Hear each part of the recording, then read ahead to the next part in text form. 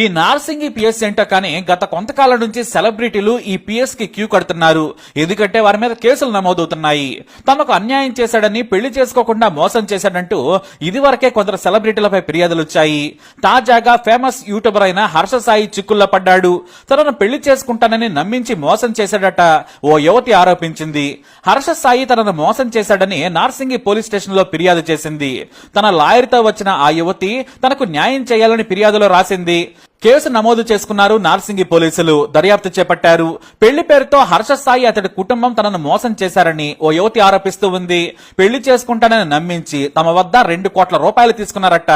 ఈ విషయాన్ని కూడా ఫిర్యాదులో రాసింది. అయితే డబ్బు తీసుకున్నాక పెళ్లి మాట ఎత్తడం లేదట. తనకు ఏ క్లారిటీ ఇవ్వడం లేదని బాధితురాలు తెలియజేసింది. హర్ష సాయితో పాటు అతని తండ్రి మీద కూడా చర్యలు తీసుకుని తనకు న్యాయం చేయాలని పోలీసులను ఆశ్రయించింది.